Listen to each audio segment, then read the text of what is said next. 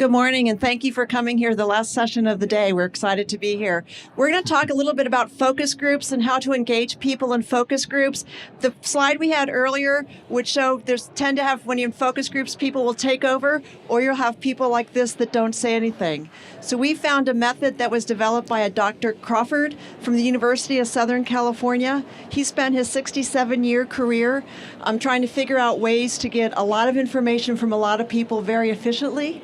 He started he called it brain power networking as a way to really get information from people very quickly and very efficiently, and as much as information as he can get. So the process that we go through is really trying to understand how to get that information from all of these people that we're meeting with independently. So in order to do that, we establish goals. We work to identify all the stakeholders that are important to be part of that process, make sure that they're invited, make sure that they can attend, so that we're in a situation where all of those stakeholders are part of that engagement. It involves a lot of different groups, so we'll invite administrative groups, residents, staff, prospective residents, depending on what it is, possibly even some of the higher care residents as part of that. And what we'll do is, with any focus groups, you want to know what is the goal or outcome to be achieved. So you want to ask questions to get the information you're looking for. You asked open-ended questions, not anything that they would respond, simply yes or no. And within the hour and 15-minute time frame, we try to keep it to 10 to 12 questions. Room setup is important also, so we like to set it up in kind of a training session format so that everyone is facing forward. Everyone has a table so that they can basically fill out the slips of paper right at their location.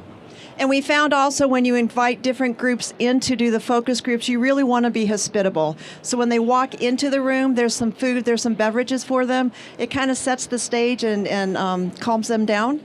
And we bring Wilbur Buds. So as part of what we do typically, we bring some chocolate from our local area. It kind of breaks the ice and gets people talking about things. But it's really critical to kind of set those goals, make sure that people kind of understand and are prepared for what this process is going to be.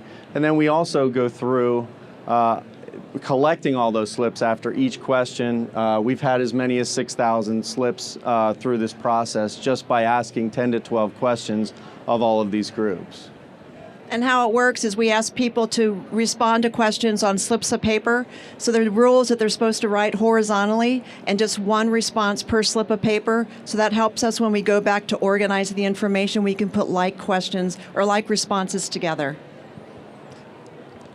I think as we start looking at this, it's important for us to use this tool to both kind of understand what the individual needs are, but also start to look for trends. So it helps us really analyze what the thinking patterns are of your various groups within your organization.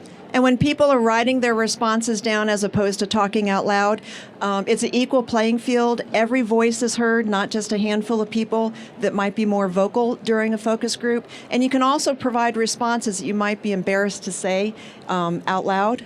Some lessons learned: don't show pictures of things that you might want. As part of the focus group, we learned this. We got criticized, like, oh, you want us to build a pool, just because we showed a picture that actually had some water in it. So try and be very neutral with the photographs that you show so that you don't start leading the answers to questions. And then after we have about 45 minutes, 50 minutes of the focus group is people writing responses, and then we open it up to an open forum, which is more typical focus group. But we found that people, because they've written things down, they have ownership, so they might be more likely to respond or raise their hands with different things. You do need a way to organize all the slips of paper, so we've created a box for our use, and we can organize every question, the responses to each question to each focus group. Yeah, it's important that each group is identified, because as we start taking this information back and consolidating it and analyzing it, it allows us to look for trends not just by question but also by group. So as you start pulling this information together, you start to really kind of be able to understand what directions people are thinking of, where are they going, what's kind of their mindset, what are their biggest concerns about the process you're about to undertake, and how do you kind of work to understand that to the best way possible. So we'll have a written report that will go to the client, and it's typically often shared with the stakeholders, and we will also give a presentation to the people that were involved so they can hear the responses of what was happening. This is an example of how you can see different groups and their responses. So not always is each group responding equally, but it allows you to really identify the sources of some of those comments. And you always get some one-of-the-kind responses, and these are some of the nice, funny ones that we've gotten. You know, nothing, if they don't like it here, people can go somewhere else. Thank you. Thank you.